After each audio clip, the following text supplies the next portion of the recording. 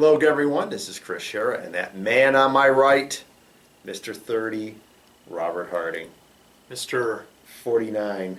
Let's get it. Let's state for the record, I turned 49 yesterday. Asterisk. For what? I didn't do I'm steroids. just saying. 49. Allegedly 49. All right, folks, if you're watching this video, who looks more like he's 30 and who looks more like he's 49? I think he looks more 30 than I do 49, but that's just me. Hey, I'm biased, right? Interesting. So, anyways, we're going to talk about some sports here. We're not going to debate our ages for the rest of the video here. And it is, it's funny. We've always joked that we could talk NFL literally 52 weeks of the year, and it feels like we do it sometimes. But this week, we are not going to talk about the NFL. We are going to talk about baseball, though. And there is an interesting subject of discussion in Major League Baseball right now that's come up this past week, and that's Ichiro Suzuki of the Miami Marlins, who just recorded his 4,257 hit as a professional baseball player. I think around 12 or 1,300 of those hits came in the one of the Japanese leagues, because there are two professional baseball leagues in Japan. Yes. Okay. So about 1,300 of those hits came in Japan, and then the rest of them, which is almost 3,000, I should say, have come here in the major leagues.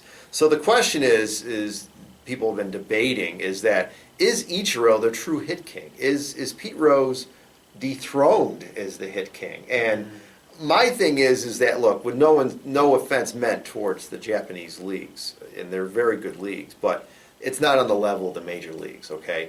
And Pete Rose, every one of his hits came in the National League, okay, Major League Baseball, and he is the true hit king. Unless someone comes up with 4,257 hits in Major League Baseball, Pete Rose is the hit king. I mean, look, you can talk about Sadaharu Oh hit 868 home runs in Japan. He's not the home run king. Okay, it's Barry Bonds technically. There's your asterisk, by the way. I think Hank Aaron is still the legit home run king. Speaking of made-up numbers. Yes, but Barry Bonds is recognized. So, I mean, the thing is, where do we stop this? I mean, do we just say, oh, yeah, you played in Japan, or you played in Korea, or do we include your minor league numbers? Because it is professional baseball. Let me clear my throat there. So I think for Ichiro, what he's done is an amazing accomplishment, not taking anything away from him, and he's going to finish with more than 3,000 hits in the United States in the Major League Baseball. He's going to be a first ballot Hall of Famer. He is one of the greatest hitters of all time, arguably. Okay, the records and his marks stand for themselves, but he's not the all-time hit king. That is Pete Rose. I don't disagree. I think this debate, there are interesting points you can make either way, but when you're talking about Major League Baseball, you're talking about the premier league in the world, and Pete Rose got all of his hits in the Major League Baseball, playing against the best of the best pitchers, the best teams. So, I think certainly Ichiro's accomplishment is worth noting. Oh, absolutely. He certainly performed well in Japan, and Japan, they have some very good players over there. Obviously, we've seen some of them come over to the majors and have success over here. But one of the points you made was exactly what I was going to say, and that is, at what point do you draw the line? If you're going to include Japan, why not include, AAA numbers, AA? I mean, that's how ridiculous it could get. So, I think the way it does, I think you recognize Pete Rose, but you also recognize the accomplishments of Ichiro, and the fact that, let's not forget, and you alluded to this, that, he's only about 20 hits or so away from 3,000.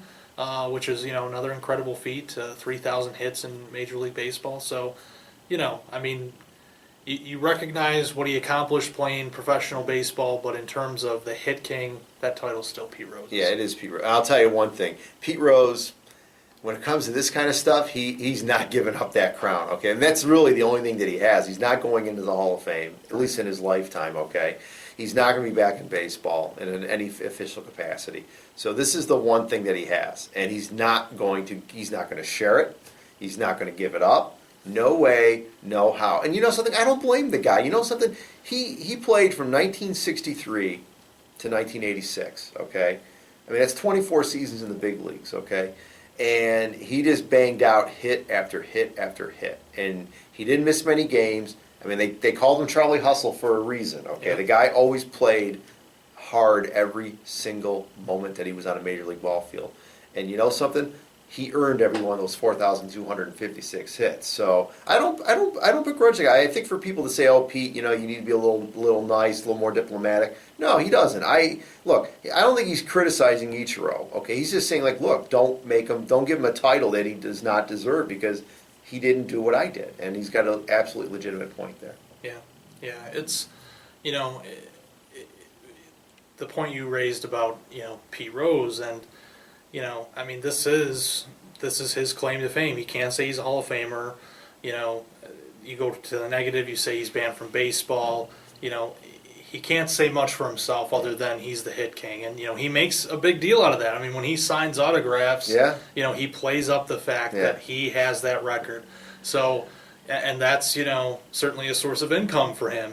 Signing out in Vegas or wherever. So, it's certainly important to him, and I think for accuracy's sake, I think he is the hit king, and like we've both said, I mean, certainly impressive what Ichiro's done, but the major league number is it's what apples counts. and oranges. I mean, that's the epitome of apples and oranges. It is two completely different things. Again, no disrespect meant towards the Japanese leagues.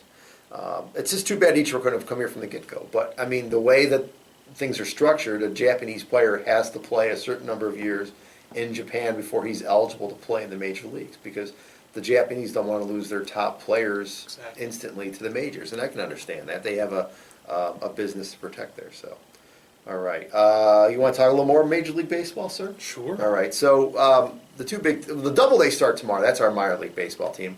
I'm going to throw a curveball at Robert because we always discuss what we're going to talk about before the season's before we do the video. And we discussed each of them. We were going to talk about the Yankees and the Mets, but I think we really should talk a little bit about the Doubledays. Because tomorrow is opening day at Falcon Park. It's a tradition unlike any other. The steal from Jim Nantz. But, Robert is going to be at tomorrow night's game, and I will be working on the desk here. But it's in Auburn. It's something that we're very lucky to have, and I've talked about this ad infinitum, to quote some Latin there, that Auburn is very fortunate to have a New York-Penn League team and to have professional baseball. We're such a small city.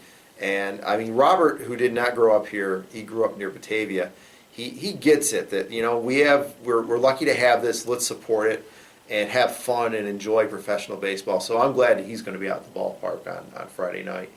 And I think like a lot of people are. I hope to so. Get tickets. It's going to be a beautiful night. It's going to be about 80 degrees. It's going to be a perfect night for baseball. So I'm glad that we can at least take a minute here to say, something, we got it pretty darn good here. Yeah, it's coming from where I grew up.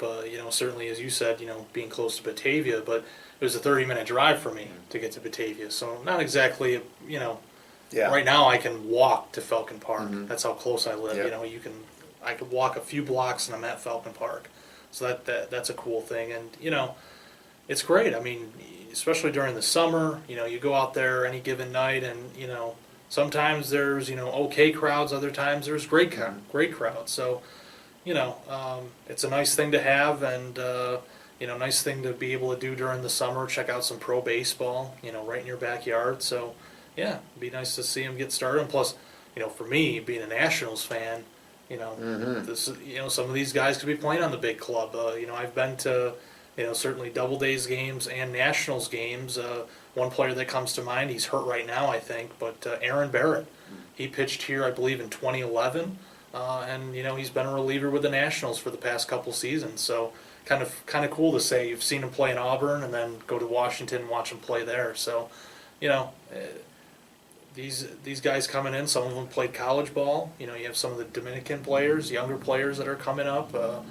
Certainly you'll see a mix of talent there. Pitching and certainly in the field. But yeah, I'm looking forward to it. Yeah, it should be fun. So yeah, like I said, we're lucky. I'm going to try to get to a couple games sometime this season when I'm on vacation over the summertime. Like I said, it's something that we're lucky to have. I hope if you're watching this video and you live in the Auburn area that you at least try to see, at least go to one game.